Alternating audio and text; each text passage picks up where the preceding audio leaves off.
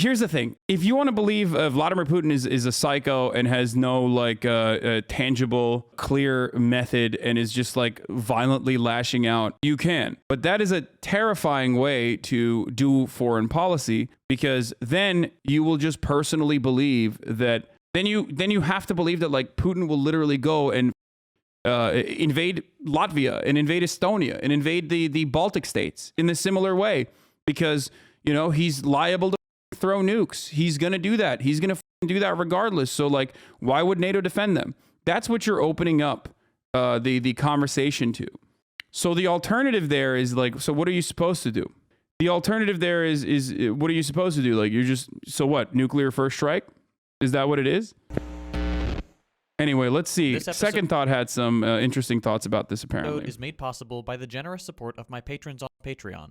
Fun fact, this is only the second time I've ever released a video late. It's an important topic, and I wanted to cover the conflict from an angle I haven't really seen yet. So I moved some release dates around to get this one out in a timely manner. Anyway, this episode is absolutely going to get demonetized. So if you appreciate the work I'm doing, please consider becoming a patron on Patreon. Is Putin crazy? Probably. Most likely, at least a little bit. Does it matter? Also yes. That's the short answer for this video that's going to end up being around 20 minutes long. The long answer, well, it's obviously more complicated than that. Let's talk about mainstream coverage of the conflict. Because this situation is fraught and constantly evolving, here's your disclaimer. Hit pause before you start fighting in the comments. The video was written on February 21st and March 1st. In case you didn't read it, this video isn't going to be defending Putin or Russia. The invasion/war in Ukraine is unequivocally wrong. Even if you were to take Russia's rhetoric about NATO expansion at face value, which, yes, NATO has been kicking the hornet's nest for some time now, this conflict is a dramatic, dangerous, and horrific overreaction. My heart goes out to the people of these two countries who will suffer terribly in a war they did not want. Second Thought is really fucking, I love Second Thought, man. I mean, listen, it's just like right off the bat, straight to the fucking point. None of that bullshit, none of the fucking posturing. 100%, you know, I agree with our boy here. In this episode, I'm going to try and answer a couple of questions, like the one in the title, is Putin crazy? But I'll mostly be looking into why that question gets asked in the first place, how useful it is, both in the short and the long term, and what focusing on that question leaves out of the picture. This video is going to try to understand this whole situation a little bit better without getting into the specific details of the conflict. We're not going to rehash the whole history of Ukraine. Stop sucking his cock. I will suck his cock as much as I want, dude. Okay? You listen to me, and you listen good, motherfucker. I will suck whatever cock I want to suck on this broadcast. You got a problem with that? You can take it elsewhere, okay? Ukraine or Russia. We're not going to go into the details about Euromaidan or Crimea. We're going to look at the way we tell the story of the conflict, not the conflict itself. Significant chunks of this video will be speculative. Most analysis of the conflict is at this time. So take everything I say with a grain of salt. And I invite you... Of course, the difference is when you are speculating alongside the overarching Western media narrative, then you're good and right. And even if you're wrong, it doesn't matter because you're doing it for morale reasons. But if you are ever getting outside of the common consensus, immediately fucking people are like, oh, fuck you, you're doing propaganda, you're doing apologia, fuck yourself, you piece of shit. You to respond to this video and critique it to your heart's content. In any case, this video won't come down on a single conclusion for each topic, but rather put out a couple ideas and leave it up to you to decide what you want to take away. So, let's get back to Putin. Recently, this is the kind of coverage he's been getting. He is just basking in his own hubris. Do you think that he has it in him, and Putin in particular, to actually pull that lever, so to speak, or press that button? Well, I personally think... Dude, Sushi, I am so close to banning you. Like, so close. Stop linking Gray Zone. Stop linking every kind of fucking article you can, okay? Max Blumenthal, much like Russia is, much like Ukraine is Russia's red line, Max Blumenthal is mine, okay? I think he's unhinged. Senator Marco Rubio posted a tweet that caught my attention. He said, like when you say Max Blumenthal is spitting, okay? When you say Max Blumenthal is spitting, it's like, okay, dude, well, you know, come on. Wish I could share more, but for now I can say it's pretty obvious to many that something is off with Putin. Like, even if they have the right take on this, which I'm not saying they do, but even if they did, there are 11 better sources that you could say are spitting than motherfucking Max Blumenthal. He has always been a killer, but his problem now is different and significant. It would be a mistake to assume this Putin would react the same way he would have 5 years ago. Putin turns out to be far, far crazier than we had any idea. Because he's a crazy psycho that is now a terrorist, a #1 terrorist in the world. This is different. He seems erratic. There is an ever-deepening delusional rendering of history. For a lot of observers, Putin does seem crazy. And there's some evidence that, in the short term, talking about the Russia-Ukraine conflict by focusing on Putin being crazy has had some advantages. As we've seen, it is one of the factors that has brought a lot of nations together in supporting Ukraine, leveraging their military resources, economic power, and diplomatic platforms to criticize, deter, and weaken the Russian aggression. At least, that's the hope for the alliance led by the West. The positive outcome being, hopefully, a swift end to the conflict and to the immediate violence on the ground. There's also the nuclear issue. The fear that has been stoked by Putin's escalating rhetoric around nuclear weapons. Specifically, the idea that a deranged Putin could press the button no one with any shred of sanity would ever press has likely contributed to the haste with which bystander countries have pushed for diplomatic resolutions to the conflict. It is incredibly scary to imagine nuclear warfare breaking out, and people know that and will do anything to avoid it.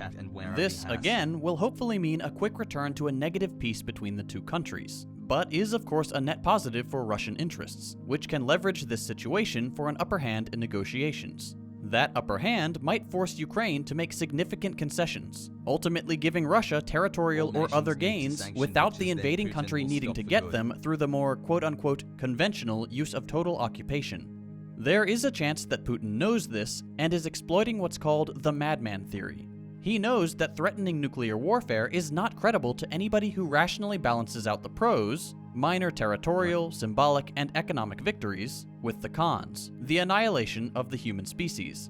So he is purposefully playing up the image of a madman who can't rationally balance these two sides. Acting convincingly crazy gives him the upper hand in negotiations because it makes nuclear warfare seem like it could be real, even though it is utterly irrational.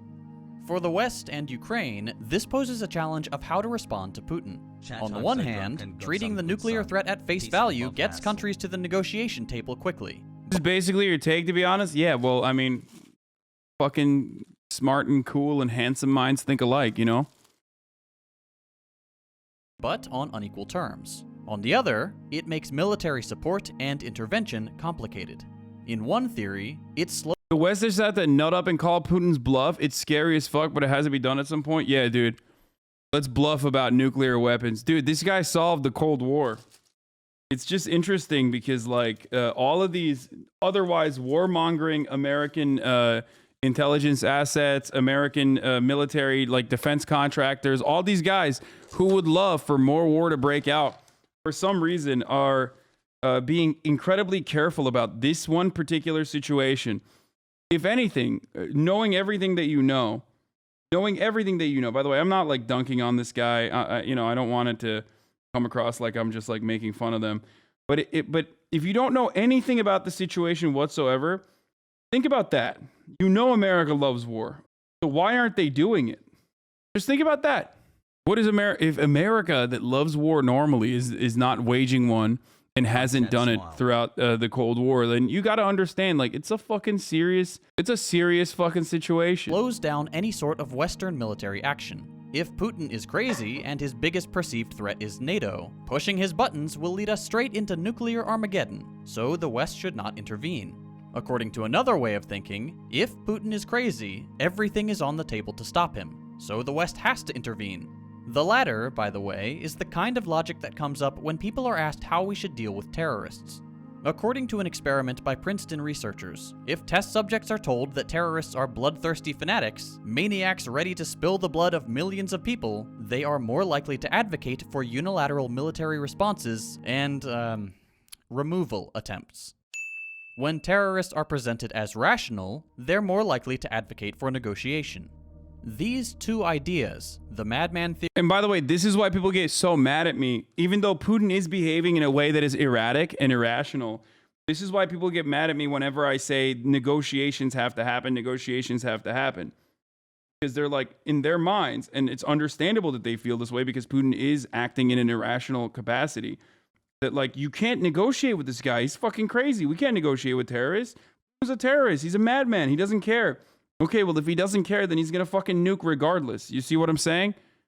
So why don't you just still try to exhaust? If nuclear war and nuclear holocaust is inevitable, then how can you justify not trying to exhaust the diplomatic option to its final place that you can exhaust it to? You see what I mean?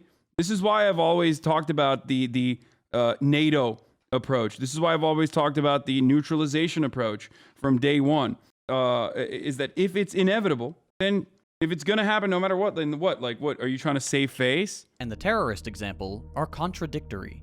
In one theory, being crazy gets you to the negotiation table. In the other, it's being sane that gets you negotiating. The big reason for that difference is nuclear weapons. When you have to factor in the death and destruction of everyone and everything you love, how you treat an irrational actor is very different. This puts the West and its media institutions in a complicated position.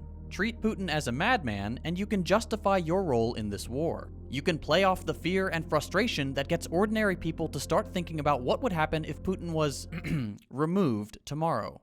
But it also means you'll have to negotiate against the guy with the upper hand. Treat him like a rational actor who would never ever detonate a nuclear weapon, and you risk getting it wrong like you did with this invasion. Except this time, the consequence is nuclear annihilation. Because remember that less than a month ago, Putin's threats to invade Ukraine weren't thought of as very credible to many outside observers. Even for those who warned of Russian aggression, the idea that so much of the country, including Kyiv, would be bombed didn't seem likely. Putin knows this. He knows how his unpredictability shapes the responses he gets, and is purposefully leveraging it. That, or he's genuinely deranged. We might never know. I'll give you my thoughts at the end. Overall, treating Putin as a deranged warmonger seems to have been a rough net positive, at least up to this point and in the short term. More important caveats coming soon. On the whole, it has been a key factor in stopping nuclear warfare from breaking out, assuming that threat was at the very least possible, and it has created urgency around diplomatic resolution, even if on extortionary terms. That is certainly better than the alternative, nuclear annihilation or never-ending conflict. Unfortunately, the forest might start getting lost in the trees depending on how the rest of this short-term response is carried out. In the scramble to arm Ukraine, Western countries may be creating a new Afghanistan. The West could be arming paramilitary organizations which, once the immediate conflict is settled, could pose an internal threat, and would inevitably be used to justify more lethal aid, more interventions, and more imperialist aggression. The kind we've seen ravage the Middle East.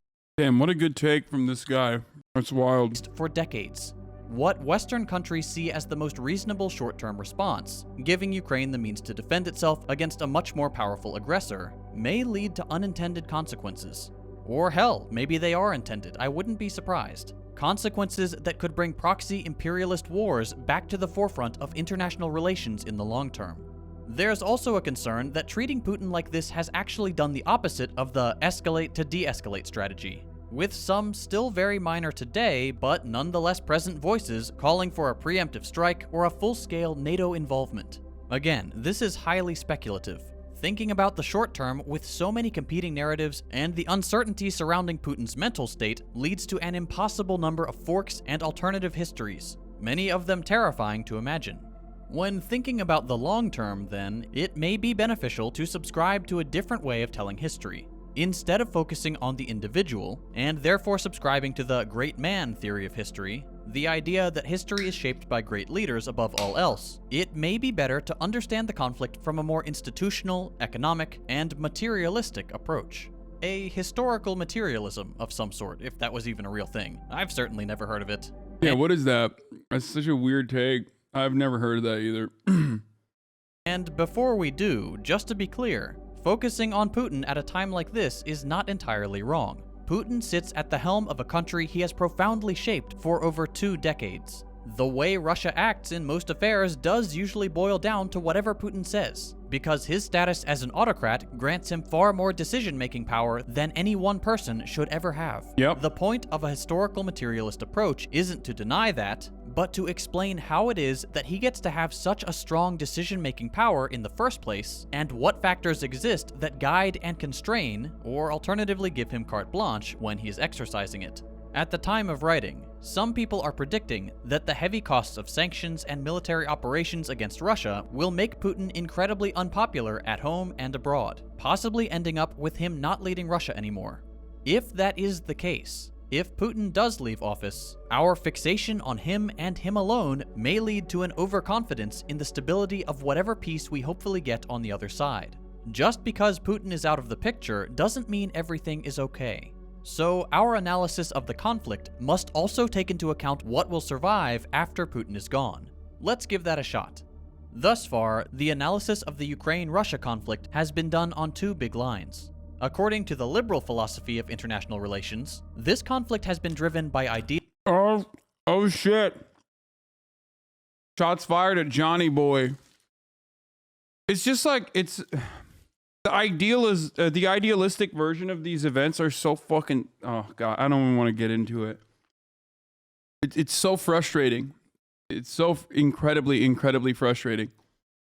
Like, oh yeah, he hates a Jeffersonian democracy. That's why he invaded. That part of liberal international relations is literally fucking stupider than even just saying with outright that Putin is a madman. Who knows what the fuck he's going to do? Like, if there's one type of analysis in this circumstance that is more childish and dumber than saying outright, Putin's a madman, he's got nukes, who knows what he'll do with that, he wants to institute the Russian Empire, is literally the liberal version of saying he hates our freedoms. Okay? Brain rot. It completely is devoid of any sort of understanding of the reality on the ground in these like Baltic states. It is completely devoid of any sort of analysis whatsoever, and is just saying like his motivation is he hates democracy. Thanks for everything. Anyway. Ideas and international institutions. Putin is committed to the idea of a unified Russian identity inherited from the USSR and the greater history of Russian nations. Putin wants Ukraine, or at least part of it, because he is interested in uniting all people who are tied to the Russian identity and history they share. Debates in liberal circles are over the degree to which Ukrainians in the east of the country are really more like Russians, and whether that's sufficient justification for the breach of international law. Usually, in the West at least, their answer is, I love how you protect Putin so woke. Yeah, dude, I love Putin. I'm always trying to suck him off to avoid war. It's just fucking idiotic. Like, what democracy? What? We barely have a fucking democracy in bourgeois capitalist nation states. It's a theory, okay? is no. The other line of thinking, what is usually called the realist philosophy of international relations, sees this conflict in terms of military power and influence. Russia is invading Ukraine to keep the country as a barrier to NATO expansion and the threat of being undermined by a strong military at its borders in the future. Likewise, the realist analysis on the other side is that Russia is taking over Ukraine to expand its own influence and destabilize the EU. Debates here are about what threat NATO or Russia actually poses in terms of influence and military power. While there is an element of truth to both these philosophies, especially because different political leaders are desperately trying to make either one seem more true by acting as if it was, the third, less popular approach to this conflict is through the Marxist analysis of international relations. That's the historical materialism I mentioned earlier. This analysis tends to focus on the way in which economics and economic institutions play a role in explaining this war, and more generally sees economic motivations as the foundation upon which politics generally, and liberal and realist philosophies more specifically, can play out in the first place. Each theory is basically competing about which one comes first, not really about which one gets it right. They all kind of get part of it right in one way or another. Marxists see this conflict as being the consequence of an accumulation of economic and political power into a few hands. Following the fall of the USSR, the liberalization of Russia was dominated by the privatization of industries previously under state control. In their place, oligarchs who were either well-connected in the former USSR or exceedingly capable of navigating the newly liberalized economy consolidated major sectors of the economy. Gangsters, dude. Straight fucking crooks, criminals, gangsters that literally robbed, cheated, pillaged, whatever you want to fucking call it, the Russian economy. And Putin is exactly like them. He's one of them. And that, by the way, is entirely our fault. But, you know, that's a longer story. Economy, notably fossil fuels, into their very few hands. Like, literally entirely our fault. Entirely our fault. Thanks to this concentrated economic power, they were able to have a high degree of influence on politics, carrying Putin and his support for their endeavors into the highest office, from which he could carry national economic policy in a few key directions, specifically to enrich his buddies, while they both kept one another on a tight leash. It shouldn't be surprising that this is an unstable economic system, especially given how central a few key, non-renewable resources are. Us in the chat, fuck did I do now? No, man. I mean, America, Western foreign policy. How do you think these guys, well connected with the West as well, were able to fucking command the entire economy of a fucking previous world superpower? I don't mean like you specifically. When I say we, is the royal we. I'm talking about America, baby. I'm talking about the Western nations. To the whole operation. Unlike the countries to its west, Russia did not benefit from a Marshall Plan that would have bolstered its capitalist economy within a strong network of cooperation with the big daddy of global economics, the US. Russia's privatization and primitive accumulation came with all the pitfalls and punishments of liberalism unadulterated, creating a punishing austerity for the general population, but in the immediate aftermath, there was a literal fucking dip in the average life expectancy by 3 years, dude. That's how fucking devastating liberalization was for post-Soviet Russia. Lucrative profits for a few at the top. Or was it 4? I thought it was 3 years, but this maybe it might be 4. For and promoted a single figurehead with visions of expansion at its helm. Because when domestic crises begin in a capitalist society, they'll often turn towards nationalism and look at outward expansion for solutions. Of course, Russia isn't in a vacuum. While all this is happening, Ukraine is modernizing its agriculture and energy sources, cutting off Russian gas slowly, taking its role as a channel for Russian gas for the rest of Europe slowly off the table, and proving the value of its rich black soil, an incredibly fertile ground and a major source of profit. These are trends that Russian oligarchs have kept an eye on for a long time, threatening their profits the further away Ukraine gets from them, and a big reason to keep courting Ukrainian politicians.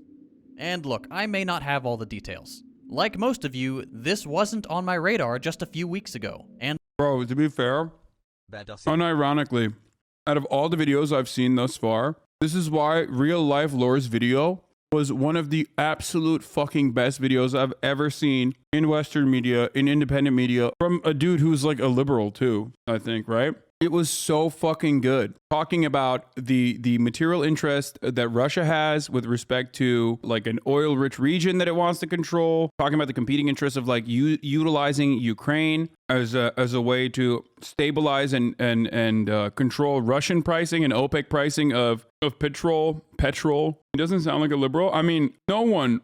I don't believe anyone who does like international relations videos like that are fucking leftists usually. Unless I know that they're not. I thought Real Life Lore was like straight up, I mean... And the quote, real motivations behind this war are anybody's guess at this point. But if you think this sort of materialist analysis has some weight, you can see how focusing on Putin alone might pose an issue for the future. Once Putin is gone, that is, if Putin is gone, the economic relations between different countries in Europe and within Russia and its oligarchs will not disappear. There will be a tense relationship. Sorry. I have to read this. Thanks for everything you do, Hasan. Hasan, would it be agreeable to say you tend towards Marxist ideologies? What makes you say that, chatter?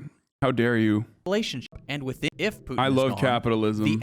I love capitalism and I hate socialism. Ew. Economic relations between different countries in Europe and within Russia and its oligarchs will not disappear. There will be a tense relationship between Russia, a country with an economy dependent on resources many countries are trying to make obsolete, and the rest of Europe, increasingly wary of the influence and economic struggle Russia can create by turning off the gas. In that sense, while the character of Putin's invasion of Ukraine is entirely his own, The motivations that have pushed Putin into war precede him and any recent changes in international politics.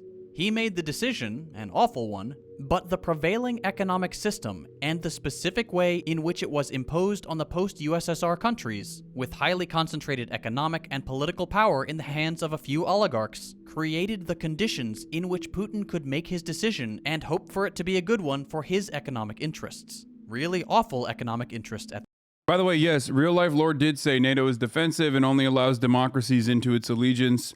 That's why I said he's a liberal, but he's a liberal who nailed the materialist reasons behind Ukraine's interest, or Russia's interest in controlling Ukraine beyond the political interests in the defensive interests that they have. So that's right. That's also why I always tell you, like, it's kind of suspicious that OPEC nations, right, a lot of which are supposedly America's allies, including America's greatest allies, Gulf nations and whatnot, why did they not engage in price stability that would cut out Russia from the equation? Why did America buy $700 million worth of gas, oil, and commodities from Russia the day before they fucking sanctioned Russia? If you can't comprehend these sorts of things, if you can't apply a leftist, i.e. a materialist analysis to this circumstance, you're going to think that's really weird. That's some fake friendship, brother. What the fuck? I didn't know this was happening. Oh, what the fuck? Are you doing Putin propaganda? Right? Why? Why haven't the OPEC nations, who are supposedly, idealistically on our side, good versus evil, why haven't they fucking engaged in price stability to ensure that, like, they could cut out Russia from the rest of the world? Because they like maintaining the fucking cartel that they have. They like maintaining the oligopoly they have over energy. That's it. At that. To summarize this whole video, personalizing this conflict and making it about Putin makes sense in the short term. Over the long term, it doesn't become irrelevant, but it isn't nearly so central. Putin and the Ukraine-Russia war can therefore also be seen as a warning call for other countries with increasingly monopolistic capitalist economies and political systems prone to autocratic co-optation. When the scramble for resources begins, a network of genuine solidarity between ordinary, working people has the best chance of staving off war. The same can't be said of a global network based on maximizing profits and national competition with a handful of all-powerful people calling the shots. We can make pragmatic decisions in the short term, but should never lose sight of that fact. For what it's worth, I don't think Putin is crazy, but I do think he's been in power a long time and has grown accustomed to doing whatever he wants, regardless of what his advisors have to say. Finally, as a last addendum, don't try to use bits and pieces of this analysis to justify any sort of imperialism, whether that's whatever Putin's Russia is doing or sending Western intervention into Ukraine.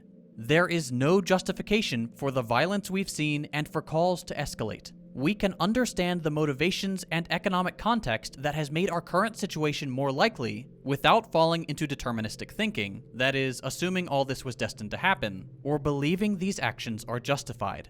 They are not. War isn't a spectator sport as the internet would have you believe. It's not a Marvel movie with clearly defined good guys and bad guys. We should. Zelensky fans want Jeremy Renner to play the Ukrainian president in a movie. Exactly. This shit is so fucking lame, dude. People are dying and they're like, oh my God, he's Captain America. For one army to massacre another. Those soldiers don't. Also, those people don't even know that Zelensky himself is a fucking actor. Like, he could play himself if he wanted to, and he has. He's so. Stand to gain anything from this conflict. They're normal people just like you and me. The only people who will come out on top are those at the levers of power of the bloodthirsty imperialist nations. All we should be calling for is for this conflict to be resolved quickly, without a ransacking of Ukraine, without nuclear weapons being detonated, without the expansion of NATO, and through diplomacy. Yep. No war but class war. What do you think about Israel's prime minister visit to Moscow? Are they settling Israel as the mediator? That's extremely funny. No, it's not extremely funny. Israel has deep ties to both Russia and Ukraine. So it's perfectly understandable that a country that is not immediately Western, is not seen as a Western nation, because both countries obviously mistrust Western nations and Western institutions, that has deep ties to both countries, can remain kind of like a neutral party in that situation. So, of course, that's the reason why they're doing it. The irony, of course, is that like Israel is doing annexation and, you know, an apartheid is an apartheid state. But, you know, nobody gives a fuck about the irony.